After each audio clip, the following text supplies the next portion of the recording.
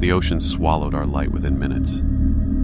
From the deck of the Erebus, I leaned over the rail, watching the ROV descend through the black water, its floodlights shrinking to pinpricks as the abyss pulled it down. The sea looked calm from above, but I knew better. I'd been out here long enough to learn that calm on the surface only meant something worse was brewing below. We were 400 miles off the coast, in a trench so deep sonar maps barely touched it. The coordinates had come from higher up, satellite scans showing strange anomalies in the seabed. Structures, they'd whispered. Unnatural geometry. Our job was to investigate, collect samples, report. Always the same. I didn't like it. None of us did. Still descending, came Owens's voice over the comms. He hunched over the control panel in the operations room, eyes fixed on the monitor showing the ROV's feed. I joined him, along with Chen, our marine biologist, and Captain Rhodes, who stood with his arms crossed like a carved statue.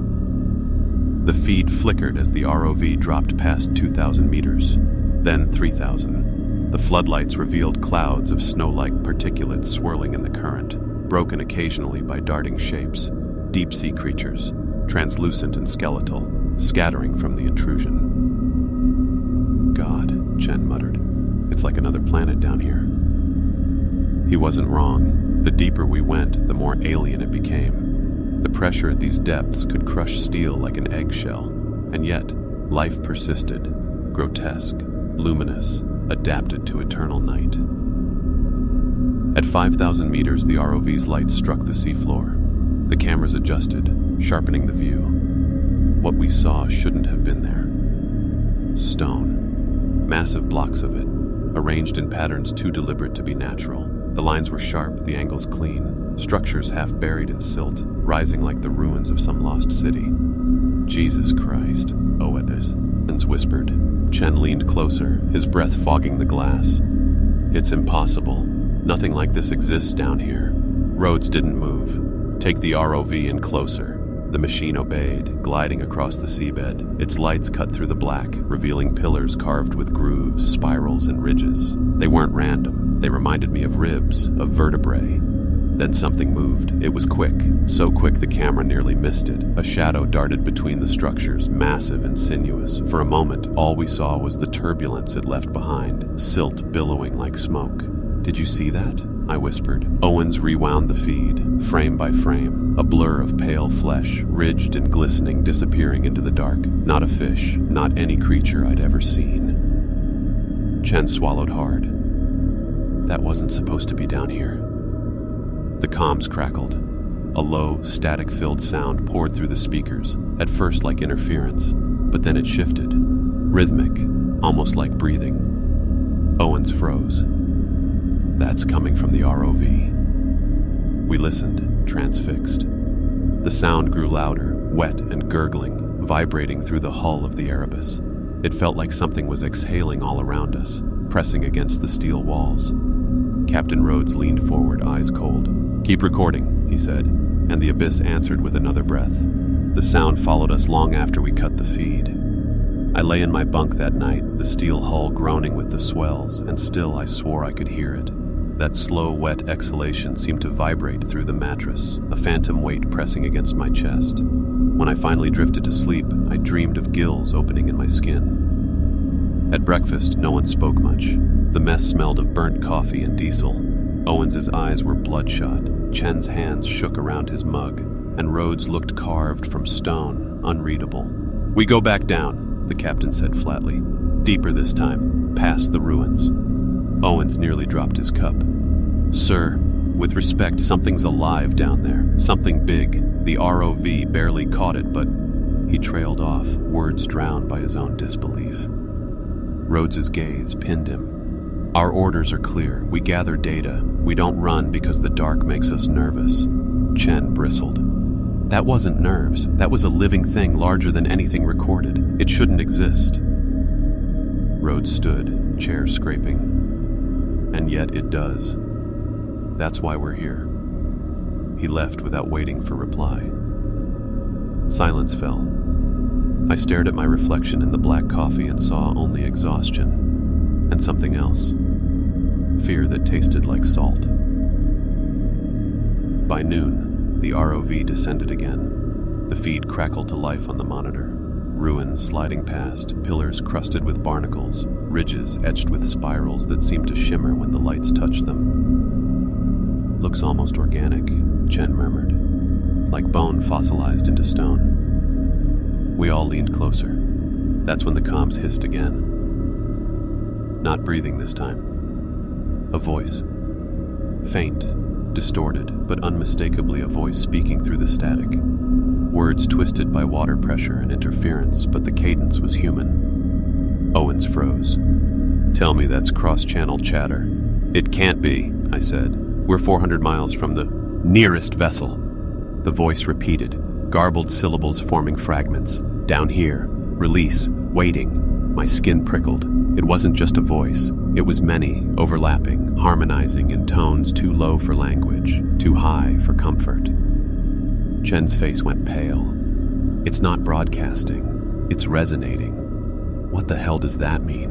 Owens whispered. He pointed at the screen. "It's using the structures, their amplifiers, that whole place. It's built to carry sound." The ROV light swept across a wide arch, half buried in silt. Carvings spiraled along its span, grooves that seemed to pulse with faint bioluminescence. The resonance grew louder, making the speakers buzz, making the air itself feel heavy. Then the shadow returned. Not a blur this time. Clear. A massive, serpentine form coiled between the ruins, pale flesh ridged with spines, eyes glowing faintly in the artificial light. It paused, turning toward the ROV with terrible slowness. The comms screamed. The voice fractured into shrieks, into wet, gurgling cries that rattled our bones. Owens panicked, jerking the controls to ascend. The creature lunged. The screen went white with turbulence, then black, connection lost. The Erebus shuddered as if something enormous brushed its hull from below. And in the silence that followed, we realized the voice hadn't stopped. It was inside the ship now. The voice never left. It was in the walls, in the pipes, in the very steel under our feet. Sometimes faint, like whispers through a seashell. Other times louder, vibrating the air so fiercely my teeth hurt. No matter where we walked, it followed. We tried blaming the equipment. Owens tore apart the comms panel, yanking cables, rerouting power. Nothing changed. Even with the system gutted, the sound persisted. "It's not electronic," Chen muttered, pacing the ops room. "It's acoustic. The hull is resonating. We've become part of their instrument." I didn't ask who they were. I was afraid to know what answer he'd give. By the second night, no one was sleeping. The groaning of the ship blended with the whispering resonance until I couldn't tell which was which. Dreams bled into waking moments, shapes shifting in the corners of my eyes, pale coils gliding across the deck only to vanish when I blinked. On the third morning, something slammed into us. I was in the galley when it happened. A thunderous crack reverberated through the Erebus, throwing me against the bulkhead. Plates shattered, coffee scalded my skin, alarm klaxons wailed. "Impact port side," Owens shouted over the intercom. I scrambled up the ladder to the deck. The ocean stretched endlessly, gray and deceptively calm. But the ship rocked, groaning under strain. Chen emerged beside me, face ashen. Another impact boomed, deeper this time, as though something massive scraped along our hull. The steel screamed. "Jesus Christ," Chen gasped. "It's playing us." The thought hit me like ice water. The impacts weren't random, they were rhythm. The same cadence we'd heard through the comms, now hammered into our bones through tons of steel. Down in the ops room, Owens fought to stabilize the instruments. "Depth reading spiking. Something's rising." His voice cracked. On the sonar, a shape bloomed. At first, just noise, then a mass, a form so vast it dwarfed the Erebus. It moved with deliberate, terrible grace, circling us. "Captain," I whispered, though Rhodes stood right there, face unreadable. "What the hell are we dealing with?" He didn't answer. His eyes stayed fixed on the sonar, jaw tight. Finally, he spoke. "Prepare the dive cage." We all turned to him, stunned. "You're insane," Chen snapped. "That thing could crack us open like a tin can and you want to go down?" Rhodes's voice was ice. "We came here for answers. We finished the mission." No one moved. Then another impact slammed the hull, rattling every bolt, every rib of the ship. The lights flickered. "Dive cage," Rhodes repeated, steel in his tone. "Now." Minutes later, I stood in the narrow steel frame, helmet locked, air hissing in my ears. Chen was beside me, pale but resolute. Owens manned the winch, shaking his head the whole time. The cage descended, leaving the ship behind. Darkness swallowed us, cold and endless. The voices grew louder, the rhythm steadied, and then, in the distance, I saw them. Lights, not the ROVs, not natural. Rows of them, pulsing in time with the resonance, like a city awakening beneath the waves. The deeper we sank, the brighter the lights became. At first they looked like faint pulses scattered across the abyss, but as the cage lowered, they formed patterns. Rows, arches, spirals radiating outward from a central point. It was unmistakable, a city sprawling across the trench floor, vast beyond comprehension. Chen clutched the bars, knuckles white. It's impossible. No culture could build at this depth, the pressure alone. Yet here it is. Rhodes's voice crackled in our helmets from the deck above. "Document everything." I raised the helmet camera, sweeping across the alien skyline. Towers of bone-like stone twisted upward, hollowed with windows that glowed faintly as though something moved inside. Bridges of ribbed material spanned chasms, leading to plazas carved with spirals that pulsed in rhythm with the voices. The sound was deafening now. My bones vibrated, my teeth ached. The resonance wasn't just in my ears, it was inside me, like a second heartbeat. Shapes stirred between the structures, too large, too fluid. Some slithered along walls, pale coils vanishing into doorways. Others drifted overhead, silhouettes blotting out what little light the cage emitted. "They're everywhere," Chen whispered. I tried to count them, but failed. The eye couldn't focus. Their forms blurred between flesh and water, as though they weren't fully bound to either. Their eyes glowed faintly, rows of them turning toward the cage as we descended. The city welcomed us. At the center of it all stood a monolith, taller than any skyscraper, carved from the same bone-like material. Its surface writhed with carvings that seemed alive, twisting when I looked too long. At its base gaped a cavernous opening. From within, the resonance thundered. "That's the source," Chen said hoarsely. "The heart." I wanted to tell him to shut up, but my voice wouldn't come. My throat was dry. Yet my body locked. Some primal part of me screamed that we weren't meant to see this, that by witnessing it, we were already damned. The cage jerked suddenly. Owens's voice shouted over comms, "Something's on the winch!" The cage swung violently, tossed like a toy. Through the bars, I saw coils wrapping the cable above, tightening, pulling us downward. "Cut the line!" I screamed. Static, the comms filled with overlapping voices, louder than ever. They weren't words anymore, but commands, imperatives that bypassed language. Come, return, release. Chen clutched his helmet, screaming. "They're inside my head!"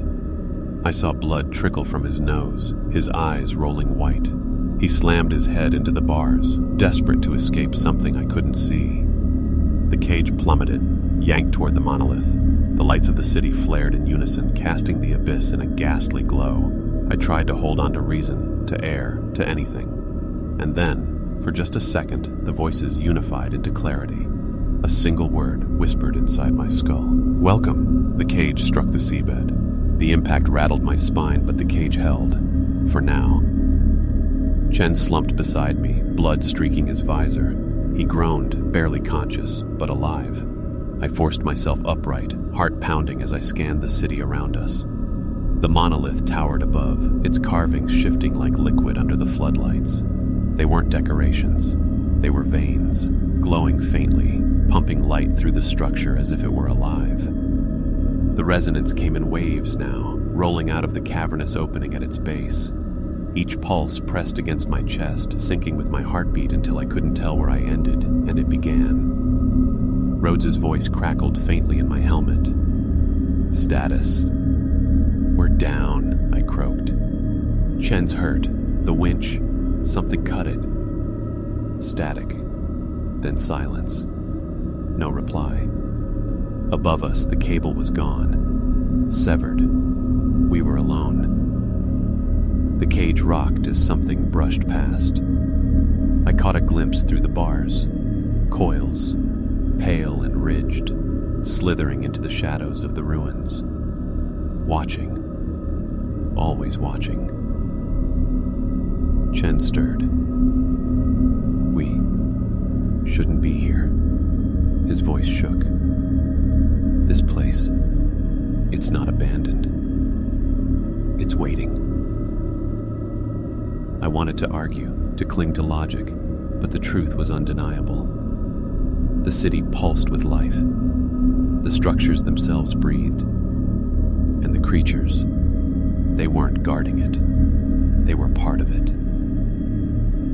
The resonance grew sharper, drilling into my skull. Words formed, clearer this time, layered in countless voices. Open. Return. Blood remembers. My vision swam. Images not my own flooded my mind. Oceans boiling, towers rising from the deep, skies blackened by storms.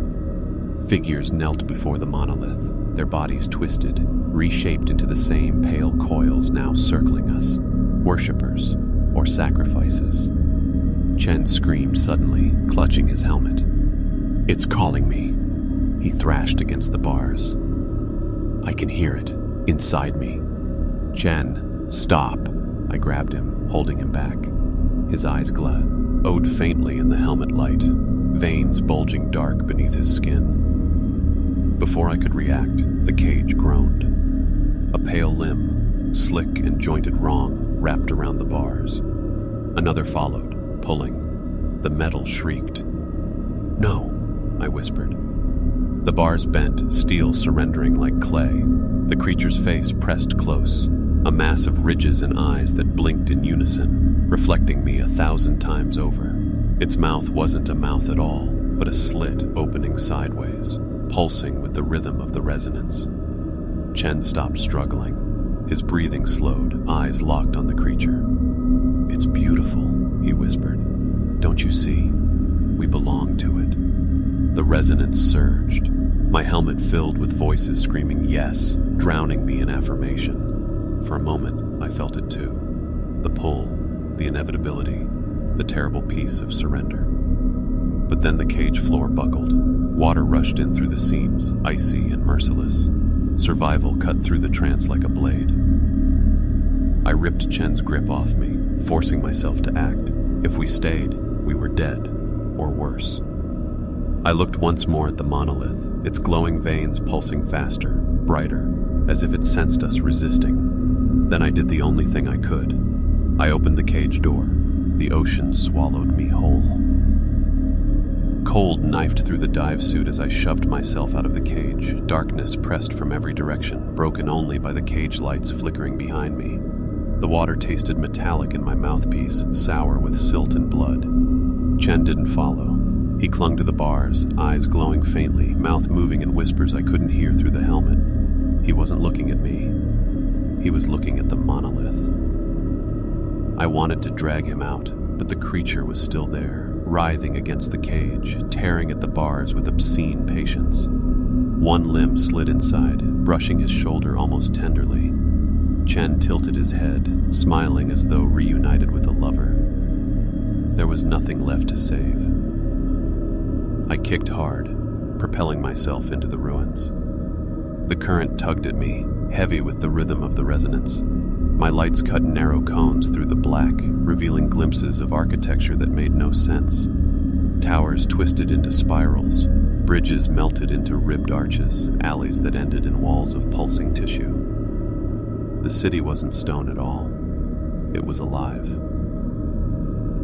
Each pulse of the resonance made the structures flex slightly, walls shifting like muscle. I swam through a plaza where statues stood half buried in silt. At first I thought they were human. Then I saw the elongated limbs, the twisted spines, the rows of hollowed eyes. They weren't statues. They were husks. Movement darted above me. I killed the helmet light, heart hammering. Shadows swam gracefully through the ruins, serpentine bodies gliding with impossible silence. Their eyes glowed faintly in clusters, searching, listening. The resonance whispered in my skull. Stop fighting. Return. Become. My lungs ached.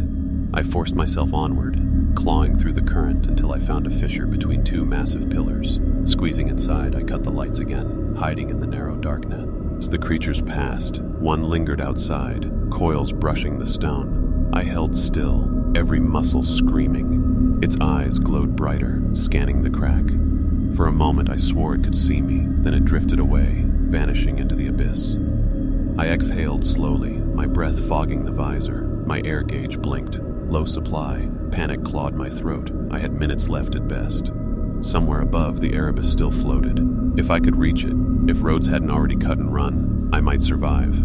But the winch was gone, the cable severed. My only hope was the emergency ascent pack clipped to my belt. One burst of compressed gas could rocket me upward, but it was risky, too fast, and the pressure would kill me before the creatures did. The resonance surged, stronger now, filling the fissure with vibration. Dust sifted from the walls, the stone flexing like muscle. The monolith was calling me back. My fingers trembled as I gripped the ascent handle. Above the fissure, something moved. A pale face pressed against the crack. Chen's. His visor was gone. His skin glowed faintly, veins lit like threads of bioluminescence. His mouth opened wider than it should, whispering words I could not hear. And behind him, the city's lights pulsed faster as though celebrating. I yanked the ascent handle. The ocean exploded upward around me. The ascent pack hurled me upward like a bullet. The water roared past, pressure crushing my chest even as the suit's system screamed warnings. My vision blurred. Blood filled my mouth. I prayed the gas would hold long enough to breach. Then, impact. My helmet broke the surface with an explosion of spray. I tore it off, gasping the freezing air like it was the first breath I'd ever taken. The Erebus loomed in the distance, lights glowing faintly against the endless dark sea. I kicked toward it, each stroke weak, arms shaking with exhaustion. My body felt shredded by the pressure change, skin crawling with invisible needles. But the resonance hadn't left me. It thrummed inside my skull, a chorus carried with me from the abyss. Return, open, blood remembers. When I reached the hall, I banged weakly against the ladder. For a terrifying moment, no one came. Then a shadow leaned over. Owens. His face was pale, eyes wide, but he hauled me up, dragging me across the slick deck. "Jesus Christ," he gasped. "We thought you were gone." I lay there, coughing salt water, staring at the sky. The stars looked wrong, too bright, too close, pulsing faintly in rhythm with the resonance. My stomach lurched. "Where's the captain?" Owens hesitated. His silence said everything. I staggered to my feet, legs trembling. The ship was eerily quiet, crew nowhere to be seen. The corridors echoed with the same pulsing rhythm I'd heard below, as though the city had followed me. "Rhodes?" I whispered. Owens nodded grimly, leading me below deck. We found him in the operations room. The monitors flickered with static, but through the snow I could see the ruins, the monolith, glowing brighter than ever. Somehow the feed was still transmitting, though the ROV had been destroyed. Rhodes stood before the screens, motionless. His lips moved, repeating words I couldn't hear. His hands bled where none. Ales had torn into his palms, yet he didn't seem to notice. "Captain," I croaked. He turned slowly. His eyes glowed faintly, veins in his temples pulsing with the rhythm. "You saw it," he whispered. "You understand. We're chosen." Owens backed away. "What the hell's wrong with him?" Rhodes stepped closer, voice rising with eerie calm. "It's not wrong. It's revelation. The city remembers us. We belong to it. Soon the surface will too." My stomach turned. "You let it in." His smile was awful. "No, it was always in us, waiting." The lights flickered. The hull groaned with pressure that shouldn't have been possible at the surface. Water trickled from the seams, hissing across the floor. The resonance thundered now, shaking the ship itself. Owens grabbed my arm. "We have to abandon ship." But Rhodes blocked the hatch, arms outstretched, whispering prayers to the screen. His shadow stretched impossibly long across the bulkhead, twisting into something not human. The ship shuddered violently, alarms shrieking. From the portholes, I saw the sea churn, massive coils rising, pale and endless, circling the Erebus. We weren't free. We had brought the city with us, and it was rising. The Erebus was sinking. Water surged through the lower decks, alarms howling like wounded animals. The hull groaned under impossible pressure, though we were still at the surface. Outside, pale coils circled in the waves, massive shapes that broke the sea like breaching whales, only to vanish beneath again. Owens and I fought our way to the lifeboats. The deck tilted beneath us, slick with seawater and oil. Rhodes followed, his steps deliberate, calm amid the chaos. His eyes glowed faintly, mouth stretched in an unnatural smile. "You can't leave," he called. "There's nowhere to go. The ocean is theirs. Soon the land will be too." Owens spat, fumbling with the release clamps. "To hell with you." Rhodes tilted his head, almost pitying. "You think you can escape the tide?" He spread his arms. "You've already heard it. It's inside you now." The resonance surged. My skull rang like a bell, knees buckling. For a moment I saw through Rhodes's eyes, the city glowing beneath, the monolith pulsing, thousands of pale shapes rising from the trenches, swarming toward the light. Owens roared, breaking the vision. He shoved Rhodes hard. The captain staggered, slipping on the wet deck. His body hit the rail and toppled into the sea. We didn't look back. The lifeboat hit the water, waves hammering it like fists. Owens worked the oars furiously, but the sea bucked beneath us. I clung to the sides, teeth rattling as the resonance pulsed louder, closer. Something massive breached behind us. A tower of pale flesh, ridged and endless, eyes opening across its length like lanterns. They all fixed on us. The sound that followed wasn't resonance, it was music. A chorus sung in tones beyond human range, beautiful and unbearable. My chest ached, my mind bent. I wanted to let go, to sink back into the deep and join them. Owen slapped me hard. "Stay with me!" I gasped, clutching the seat. My blood boiled with the pull, but his voice anchored me. Ahead, dawn broke over the horizon. Pale light cut through the storm, weak but real. I focused on it, every stroke of the oar pulling us closer. Behind, the Erebus groaned one final time. Then it was gone, dragged under in a whirlpool of coils and foam. The sea swallowed it whole, leaving only ripples. The music faded with it. The resonance dwindled, leaving an aching silence. We drifted for hours before a patrol plane spotted us. By then, Owens was nearly unconscious, his hands raw from rowing. I clung to the horizon, terrified that if I blinked, I'd see the city glowing beneath the waves. We were saved. At least that's what they told us. But I know better. At night, in the hospital ward, I still hear it. The rhythm is faint, buried in my bones, sinking with my heart. Sometimes when I close my eyes, I see Rhodes smiling in the dark water, arms outstretched. And every day, the tide sounds louder. It's rising, and soon, so will they.